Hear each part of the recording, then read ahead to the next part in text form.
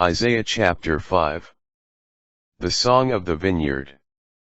Now let me sing of my friend, my beloved's song about his vineyard. My friend had a vineyard on a fertile hillside. He spaded it, cleared it of stones, and planted the choicest vines. Within it he built a watchtower, and hewed out a winepress. Then he waited for the crop of grapes, but it yielded rotten grapes. Now, inhabitants of Jerusalem, people of Judah, judge between me and my vineyard. What more could be done for my vineyard that I did not do? Why, when I waited for the crop of grapes, did it yield rotten grapes? Now, I will let you know what I am going to do to my vineyard. Take away its hedge, give it to grazing. Break through its wall, let it be trampled. Yes, I will make it a ruin. It shall not be pruned or hoed, but will be overgrown with thorns and briars.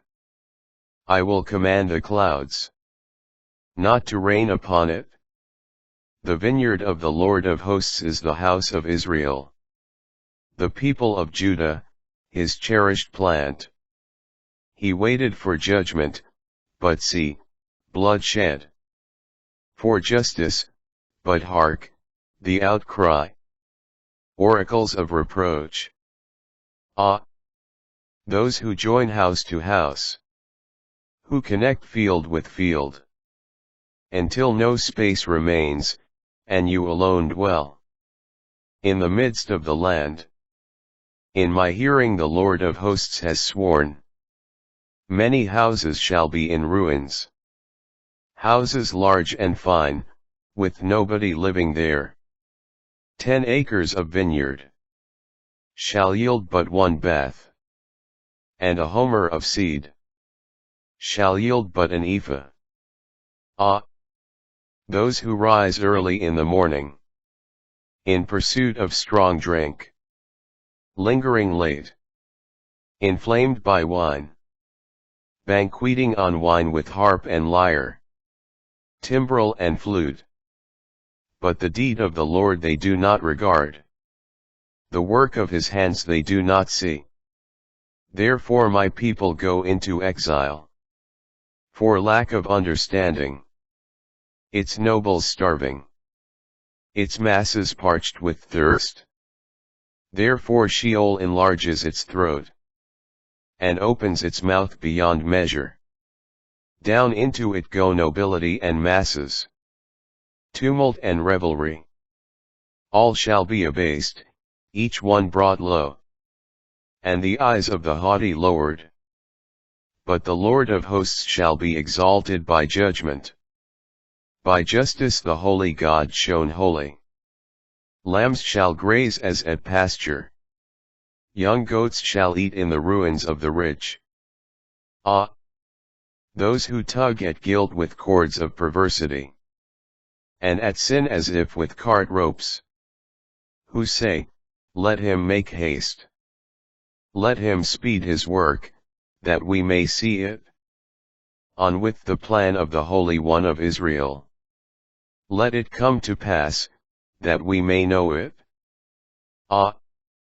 Those who call evil good, and good evil, who change darkness to light, and light into darkness, who change bitter to sweet, and sweet into bitter. Ah! Those who are wise in their own eyes, prudent in their own view. Ah! Those who are champions at drinking wine, masters at mixing drink. Those who acquit the guilty for bribes, and deprive the innocent of justice.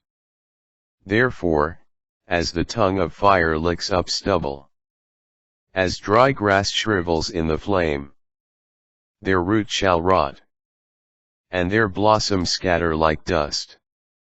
For they have rejected the instruction of the Lord of hosts, and scorned the word of the Holy One of Israel. Therefore the wrath of the Lord blazes against his people. He stretches out his hand to strike them. The mountains quake. Their corpses shall be like refuse in the streets. For all this, his wrath is not turned back. His hand is still outstretched. Invasion. He will raise a signal to a far-off nation, and whistle for it from the ends of the earth. Then speedily and promptly they will come. None among them is weary, none stumbles. None will slumber, none will sleep. None with waist belt loose. None with sandal thong broken. Their arrows are sharp, and all their bows are bent. The hoofs of their horses like flint, and their chariot wheels like the whirlwind. They roar like the lion. Like young lions, they roar. They growl and seize the prey. They carry it off and none can rescue. They will growl over it, on that day, like the growling of the sea. Look to the land. Darkness closing in. The light dark with clouds.